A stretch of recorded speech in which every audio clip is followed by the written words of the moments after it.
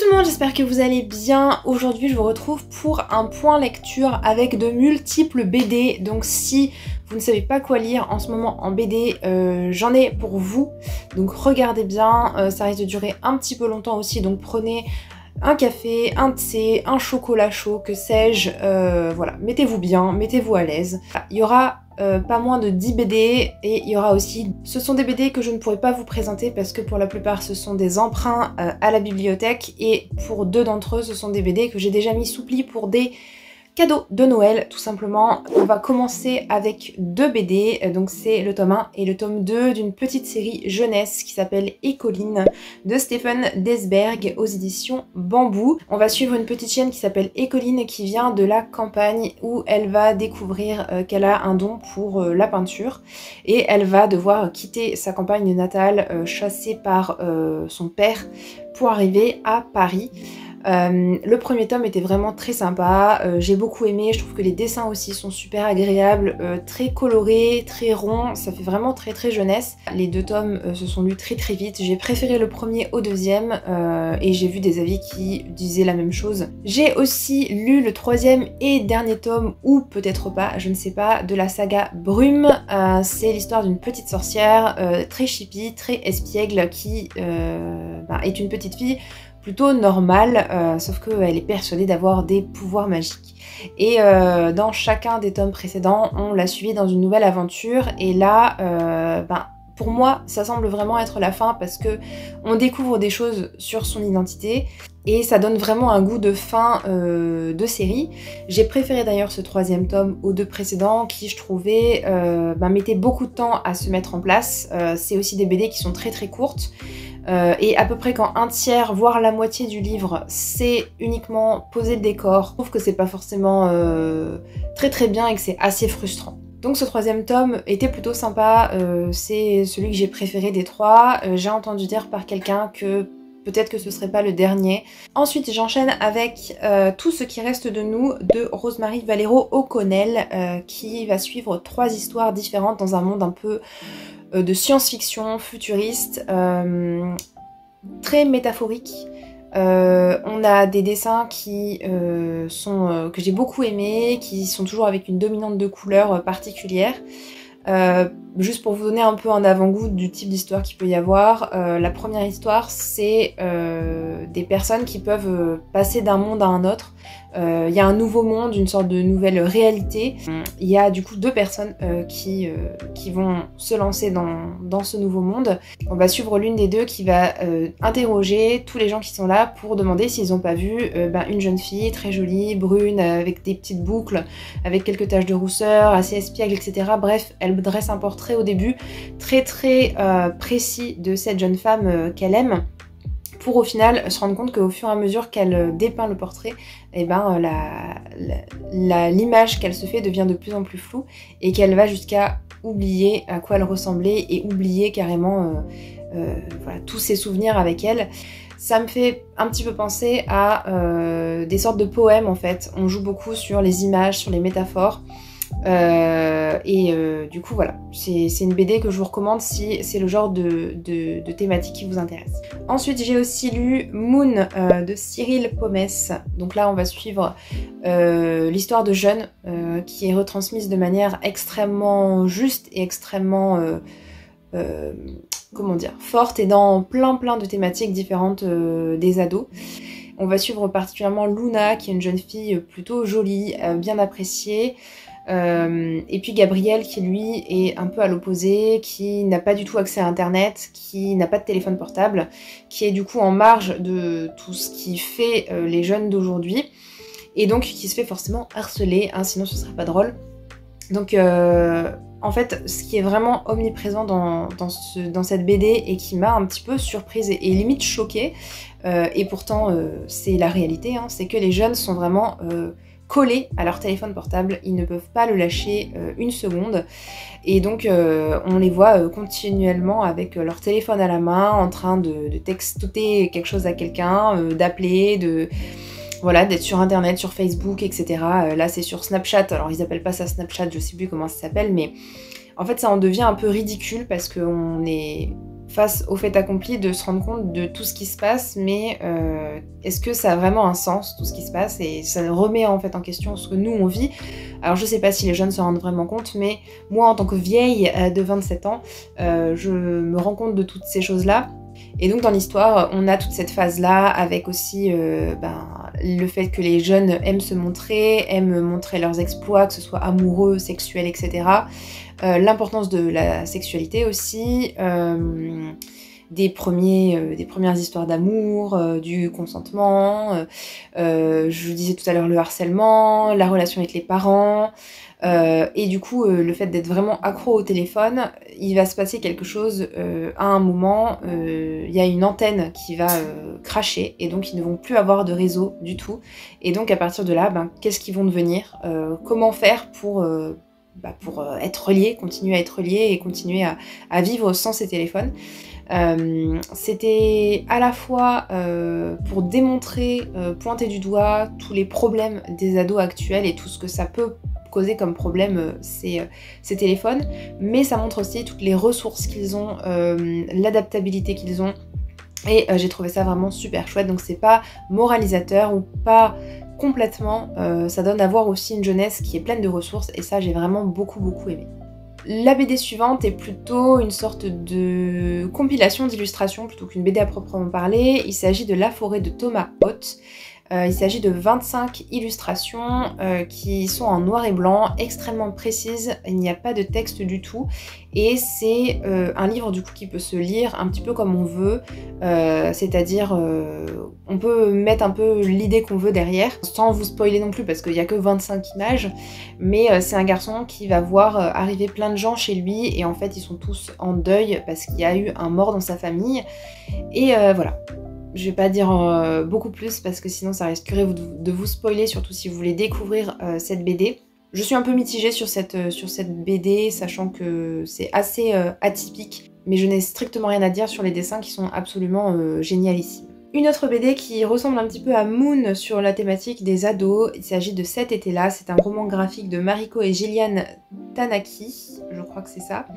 On va suivre deux ados pré-ados qui ont 13-14 ans, Rose et Windy, qui se retrouvent tous les étés au même endroit, dans le même camping. Et donc là, elles rentrent dans l'adolescence, donc elles commencent à avoir des intérêts pour les garçons. Elles sont assez jeunes, et elles voient un peu de loin les relations hommes-femmes, puisque pour l'instant elles n'ont pas eu vraiment de relations. Et elles vont chez le disquaire, enfin je sais pas comment ça s'appelle, bref, pour aller emprunter des DVD, et il y a un garçon qui plaît à Rose, qui a 17 ans, qui est boutonneux, qui est pas super beau gosse. Les garçons ont vraiment des mots très inappropriés pour décrire les filles, que je ne dirai pas là. Donc elles sont vraiment à cette frontière entre encore l'enfance et l'adolescence. C'était assez sympa, j'ai quand même préféré Moon de loin, mais celui-ci était pas mal non plus. Ensuite une BD que j'avais très envie de découvrir, mais malheureusement je n'ai pas trouvé ce que je cherchais dedans. Il s'agit de La route de Manu Larsenet aux éditions d'Argo, qui a remporté certainement un prix ou je ne sais quoi, je sais pas trop pourquoi, je l'ai vu tourner, en tout cas je pense qu'il est très bien vendu. C'est une BD qui me fait beaucoup penser dans le style graphique à ce que je vous ai présenté tout à l'heure, La forêt de Thomas Haute. Sauf que là, donc c'est une vraie BD qui est assez longue d'ailleurs. On va suivre un homme et son fils dans un monde totalement apocalyptique, ou post-apocalyptique même je dirais. Il s'est passé quelque chose, on ne sait pas vraiment quoi, qui a décimé complètement la vie sur la Terre. Et donc ils vont se retrouver enturbanés dans plein de couches de vêtements et tout, avec les quelques provisions qu'il leur reste. Ils vont sur la route et à la recherche de quoi survivre, de quoi se nourrir. Pendant ce périple-là, ils vont rencontrer très peu de monde en fait. Et les quelques personnes qu'ils rencontrent, soit c'est des personnes qui sont enfermées et qui c'est plus que des tas d'os en fait, soit c'est des gens qui veulent les piller, qui veulent leur voler le peu de choses qu'il leur reste. Donc c'est un environnement très très hostile. L'objectif de ce livre, c'est uniquement la survie. Et j'ai trouvé qu'il manquait un petit peu d'éléments pour dynamiser tout ça, parce que en fait c'est juste des gens qui marchent et qui n'ont pas forcément de but, qui n'ont pas d'objectif, si ce n'est que de survivre. Et voilà, j'ai trouvé que c'était un peu vide. Alors peut-être que c'est la volonté aussi hein, de l'auteur, sachant que, aussi je l'ai pas précisé, mais c'est une BD qui est adaptée d'un roman. Je suis ressortie sans vraiment comprendre le message que voulait faire passer l'auteur. Et à part ce sentiment d'impuissance et ce sentiment de... j'ai vu en fait des gens sur le point de mourir, qui donnaient tout, qui n'en pouvaient plus. Mais voilà, est-ce que ça vaut le coup de vivre dans ces conditions-là ? J'en ressors un peu mitigée. Voilà, je m'attendais à quelque chose de différent. Un livre cette fois-ci qui est à l'opposé en termes de dessin et de couleurs. Il s'agit de Sans panique de Colline Aigron. Là, on va suivre Romy, une jeune fille qui, suite à un crash d'hélicoptère, va se retrouver sur l'île de Galagant, totalement toute seule. Hein, ses parents sont morts. Et elle va être recueillie par une famille là-bas. Une famille totalement bizarre, qui, comme tous les gens de l'île de Galagant, ne ressentent aucune émotion. Voilà, vraiment. Ils sont stoïques. On peut leur dire tout ce qu'on veut. On peut leur dire que leurs parents sont morts, que tout va exploser, qu'ils en ont rien à faire. Voilà. Ils ne pleurent pas, ils ne se mettent pas en colère.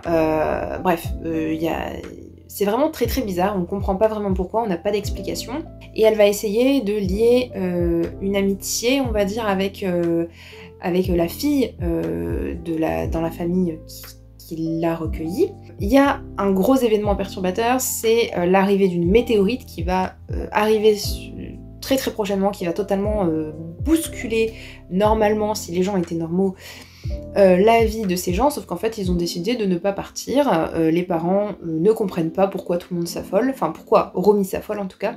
C'est une BD assez loufoque, qui aussi, quand je suis ressortie, j'ai pas tout compris. Si vous aimez ce qui est un peu loufoque, un peu bizarre, déjanté, je suis sûre que ça vous plaira. Moi j'ai adoré surtout le style graphique, les couleurs très très peps, violette et orange, mais sinon c'est vrai que j'ai pas tout compris. On arrive à l'avant-dernière BD et il s'agit du dernier tome de la saga L'Adoption de Zidrou et Monin chez Grand Angle. C'est une BD que j'achète depuis très très longtemps, que j'offre à ma maman soit à son anniversaire soit pour Noël, que je trouve extrêmement touchante, extrêmement humaine, où on suit à chaque fois un enfant qui est adopté. Le cycle 1 a été composé de 2 tomes, le cycle 2 aussi, et ce 3e tome c'est un seul et unique tome, donc on a la fin de l'histoire et d'après ce que j'ai compris c'était le dernier tome. Donc je suis assez triste d'apprendre ça. Ce 3e tome, ça finit en beauté, on va dire, cette saga, avec 3 jeunes filles qui vont se remémorer leur vie lorsqu'elles étaient enfants, puis ados, et leur relation avec leur papa, donc qui est mort, mais elles vont se rappeler tous les bons souvenirs qu'elles ont eu avec lui. Enfin, c'était aussi un petit peu humoristique, enfin bref, c'est vraiment le genre de BD doudou, d'histoire doudou que j'affectionne particulièrement, et du coup si vous ne connaissez pas cette série, surtout n'hésitez pas, moi je l'adore, les dessins sont vraiment magnifiques aussi, la palette de couleurs est tout aussi douce que l'histoire, bref, c'est vraiment un bonbon, un pur régal. On va finir avec une BD que j'ai aussi beaucoup aimé, c'est Comme si c'était arrivé de Lorenzo Coltellacci et Tamara Tantalo aux éditions Sarbacane. C'est une BD sur l'amour, et l'amour avec un grand A. C'est Francesco et Sophie qui se sont rencontrés lorsqu'ils étaient à la fac. Francesco est italien, Sophie est française, ils vont se parler un petit peu comme ça au détour d'une soirée dans un bar, et ça va tout de suite bien fonctionner entre eux. Ils vont se revoir assez rapidement, ils vont coucher ensemble, ils vont vivre vraiment des instants magiques tous les deux. Le souci c'est que ça va jamais aller vraiment plus loin. Ils vont s'échanger des messages, mais en fait c'est Sophie qui va donner le ton, qui va donner la direction. Elle ne va jamais vouloir plus avec Francesco que ce qu'elle lui donne. C'est une BD qui m'a un peu mise en rogne aussi, parce que en fait ça montre que les gens sont bêtes des fois. Les deux s'entendaient extrêmement bien. Il n'y avait rien qui pouvait ne pas fonctionner entre eux. Le seul souci, c'est Sophie qui préfère laisser tomber et ne pas tenter de se mettre en couple avec ce gars qu'elle aime par peur de gâcher en fait les instants qu'elle a. C'est tellement beau qu'elle préfère ne le voir que de temps en temps et vibrer ces quelques instants plutôt que de tomber dans une routine. Et du coup c'est ça que j'arrive pas trop à comprendre, c'est quelque chose je pense que certaines personnes qui ont peut-être peur de l'engagement aussi peuvent connaître. Mais c'est un non-sens pour moi de se dire ben non, je ne vais rien tenter parce que au cas où ça merde, ben je serai déçue. Et c'est tellement triste de voir qu'une relation comme ça a pu être gâchée. Enfin voilà, j'étais un peu énervée, mais à la fois c'est tellement beau de voir un amour aussi puissant. C'est une BD que j'ai tout simplement adorée, donc je vous la recommande. Voilà, je vous la recommande tout simplement. On va finir avec 2 mangas, donc c'est 2 premiers tomes, un dont je vous ai déjà parlé, l'autre dont je ne vous ai pas parlé mais qui sera ma prochaine vidéo. Au cas où vous n'aurez pas vu du coup ma vidéo récemment, donc je vous ai parlé de Blush de Reida Solagaki aux éditions Pika, donc je vous parle que des premiers tomes parce que voilà, le but c'est pas de vous spoiler en vous parlant des tomes 5, 6, 7 ou 10 que j'ai lus récemment. Donc Blush, c'est l'histoire de Momoka, qui est une jeune fille qui, suite à un râteau, a décidé de complètement occulter de sa vie des histoires d'amour avec des gens réels, et elle va se tourner vers des gens genre de jeux vidéo, des gars de dessins animés, de mangas, etc. Et elles font pour les garçons assez froids mais avec un cœur tendre, et justement va arriver dans sa classe un garçon qui s'appelle Kametani et qui est exactement ça, c'est-à-dire un garçon extrêmement dur qui va envoyer chier tout le monde et surtout les filles, sauf qu'elle va se rendre compte que ce garçon il rougit très très facilement au contact des filles et que du coup c'est une parade de se montrer extrêmement froid envers elle. Et donc elle va lui proposer de l'aider et à combattre ses rougissements, ses rougeurs, je ne sais pas comment dire. Je vous montre rapidement les dessins que je trouve très sympathiques. J'aime bien ce style de dessin. Par contre, ce que je dois dire, c'est que voilà, j'ai beaucoup de critiques à faire dessus, donc je vous laisserai aller voir ma vidéo présentation pour en savoir plus. Deuxième manga que je viens de finir aujourd'hui, c'est Promise Cinderella de Oreko Tachibana aux éditions Glénat. Donc il y a 16 tomes et c'est terminé, l'autre il y en a 6 et c'est encore en cours au Japon. On va suivre Ayame, une femme au foyer qui a 27 ans, qui se fait larguer par son compagnon parce qu'il la trompe et qu'il en peut plus, il aime une autre femme tout simplement. Du coup elle va se retrouver à la rue parce qu'elle n'a pas de travail, et elle va rencontrer un lycéen qui s'appelle Issei et qui va bien accepter de la prendre sous son toit, mais en échange il va vraiment jouer avec elle et lui faire vivre des choses pas très fun, pas très sympa. En fait il sait très bien que comme il a énormément de pouvoir sur elle, sans lui elle est à la rue tout simplement.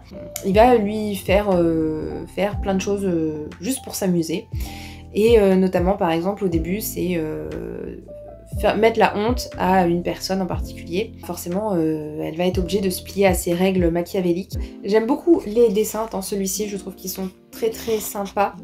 Ça fait pas forcément très shoujo, je trouve, ça fait un peu shonen, un petit peu comme j'allais dire, ça me fait un peu penser à Wolfgang and Black Prince qui date un petit peu déjà, mais c'est un peu ce style de dessin avec en plus un garçon assez exécrable. La fille, je l'aime beaucoup pour l'instant. Je vais pas trop m'étendre dessus, sinon je vais un peu gâcher la vidéo de présentation. En tout cas, j'ai passé un bon moment de lecture, un très bon moment même, donc j'ai hâte de découvrir la suite. Voilà, c'est tout pour ma vidéo, j'espère qu'elle vous aura plu. Il y avait pas mal de livres à vous présenter cette fois-ci. J'ai déjà une bonne pile de BD qui m'attend, là, que je vois sur mon bureau. Du coup c'est pareil, très prochainement il y aura une autre vidéo BD avec une dizaine de titres dedans, très prochainement, c'est-à-dire dans peut-être 2-3 semaines. En attendant, moi je vous dis à bientôt dans une prochaine vidéo. Je vous fais plein de gros bisous. Ciao ciao!